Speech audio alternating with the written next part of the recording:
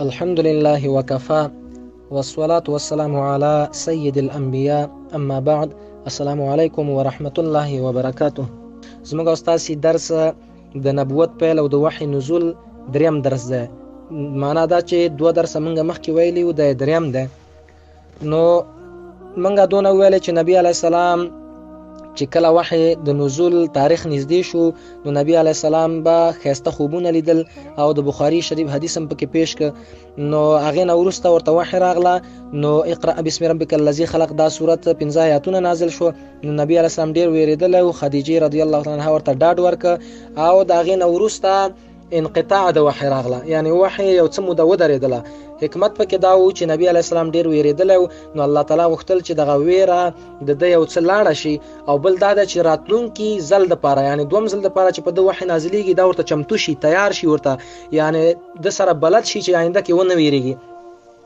نو منګه مخکې د دې نه چې بیا ووایي چې نبی علیه السلام ته وحی نازلیږي نو دا به ووایي چې وحی څه وخت نازله شوه، تاریخ یې کم یو.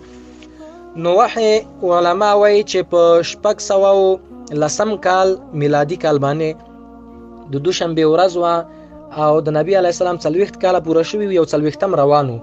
نو د روژې میاشت وه 21 تاریخ و. نبی علیه السلام باندې وحی نازله شوله اول ځل دپاره. نو تاسې به تطبیق داسې وکئ چې الله تعالی په قرآن کریم کې وایي شهر رمضان الذي انزل فيه القرآن، میاشت د رمضان هغه د الله تعالی وایي چې په دې کې قرآن کریم نازل شوی. نو تاسې به وایي چې د وحی نزول اولنی چې دی په رمضان کې شوی. دا یو. دوم دا ده چې الله تعالی وایي انا انزلناه فی لیلة القدر، موږ دا قرآن کریم نازل کړی په لیلة القدر کې. نو دلته تطبیق هم داسې کولی شئ تاسې چې 21 تاریخ د روژې و نو 21 طاق دی، ځکه لیلة القدر هم په آخرو لسو کې راځي. نو 21 طاق دی که نه، ځکه نبی علیه السلام وایي چې لیلة القدر تاسې ولټوئ په آخرو شپو د رمضان کې، آخرو لسو شپو کې، یعنی طاق شپې 21 23 25 29 29 دی کې. نو 21 تاریخ نو هم رمضان میاشت شوله هم د لیلة القدر شپه شوله او 610 کالو د نبی علیه السلام یو 40م کال راته، یعنی 40 پوره شوي یو 40م باندې نبی علیه السلام روانو. د عمر کال د نبوت کال و ده. نو وحی نازله شوه ده ته نبی علیه السلام ته. نو دا وحی یو څه وخت درېدلی و. نو نبی علیه السلام وایي چې زه غار حرا ته روان وم د خپل معمول سره سم، کومه چې مخکې ته هلته عبادت کو. نو چې لاره کې د دښته کې نارسیده غار حرا ته دلته ورسېدلم نو ما ته آواز وسو چې یا محمد صلی الله علیه وسلم، ای محمده. نو ما وایي ښوی طرف ته وکتل، نبی علیه السلام وایي چپ طرف ته مې وکتل او مخامخ مې وکتل، شا طرف ته مې وکتل چې شه مې ونه لیدل. نو چې کله مې وایي پاس طرف ته اسمان طرف ته وکتل فاذا هو جبریل، چې جبرائیل علیه السلام راغلی او د ځمکې او د اسمان په منځ کې په یو چوکۍ کې ناست و. نبی علیه السلام وایي زه بیخي ډېر ویرېدلم دا ځلې، ځکه چې دلته په خپل شکل باندې جبرائیل علیه السلام راغلی. نو زر بیرته لاړم او خدیجة الکبرا رضی الله تعالی عنها ته مې وویلې چې زملونی ما باندې څادر تاو کوي ودسرونی او زملونی دواړه یو معنی لري. څادر راته تاو کوي، بړستن کې مې تاو کوي، بستره کې توس کې کاره معنا چې تاسې اخلئ. وصبوا علی ماء باردا او ما باندې یخي اوبه واچوئ. نبی علیه السلام وایي ما وایي خدیجه رضی الله تعالی عنها ته دا وویل، ځکه نبی علیه السلام ویرېدلی و نو خولې پرې راماتې وې نو یخي اوبه پرې هغه واچولې. ډېر په اطمینان باندې شو چې ښه په دې بستره کې څملاستېد نبی علیه السلام او دغه ویره یو څه ختمه شوه. نو الله تعالی د سورت مدثر آیاتونه راولېږل. الله تعالی وایي یا ایها المدثر، ای په بستره کې بړستن کې توس کې تاویدونکیه، قم فانذر، جیګ شه فانذر، دا خپل قوم دی ویروه. نو تاسې به دلته دا مسئله زده کوئ چې اقرأ بسم ربک الذی خلق اولنی صورت دا ده چې قرآن کریم کې نازل شوی ده، 15 آیاتونه نازل شوي دي. په دغه اقرأ بسم ربک الذی خلق باندې نبی علیه السلام ته نبوت ورکړل شو، نبی علیه السلام پیغمبر شو. او د سورت مدثر 2 نمبر صورت ده چې قرآن کریم کې دا نازل شوی ده یا ایها المدثر قم فانذر. دغه قم فانذر باندې نبی علیه السلام ته رسالت ورکړل شو. رسالت نبی علیه السلام ته په دې باندې ورکړل شوی.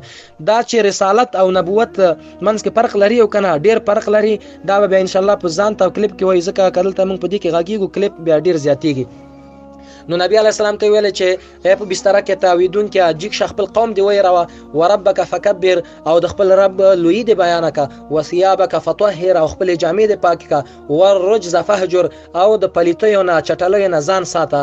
نو دا آیاتونه الله تعالی نبی علیه السلام ته راولېږل، دې سره نبی علیه السلام ته رسالت ورکړل شو.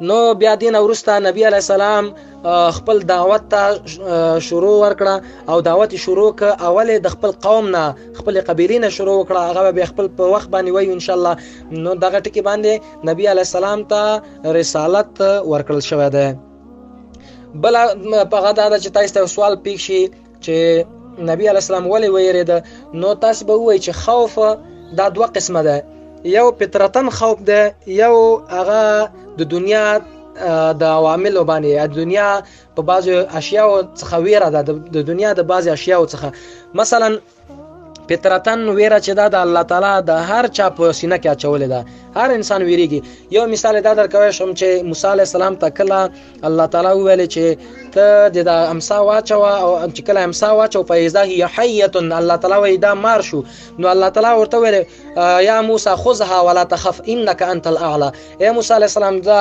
امسا را واخله دا مار ولا تخف او مو ویریږه انك انت الاعلى ځکه چې ته اوچته نو علماء وی چې الله تعالی موسی علی السلام ته ویل چې مو ویریږه نو دینه معلومیږي چې موسی علی السلام ویریده ځکه چې خمار تر جوړ شو نو موسی علی السلام لاس نشو کولای ورته نو الله تعالی ورته ویل چې لاس کا ورته چې کله لاس کا بیرته امساتر جوړه شو نو دا ویره فطرتن د هر انسان سره وي او پات شو بل دنیاوی ویره ده چې مثلا یو ځای کې زمری سره مخامخ شي یو سپي سره مخامخ شي نو خامخاطر انسان تختی نو دا ویره په هر چا کې وي دا د سینه ده چې دا پیغمبر یا د انسان خدای انسان سره فطرتن ویره وي نو ان شاء الله چې دین ورسته د نبی علی السلام دعوت پیل کیږي خپل د کورنۍ څخه نو چې الله تعالی ورته وایي چې ته د خپل کورنۍ اوله کې وویره وانذر عشیرتک الاقربین الله وایي وویره عشیرتک الاقربین خپلوان دی اول ویره د سوره شعراء آیات ده دین ورسته نور نبی علی السلام خپل قوم او قبیله راټولوي او هغه ته دعوت شروع کوي بیا هغه په خپل وخت سره وایي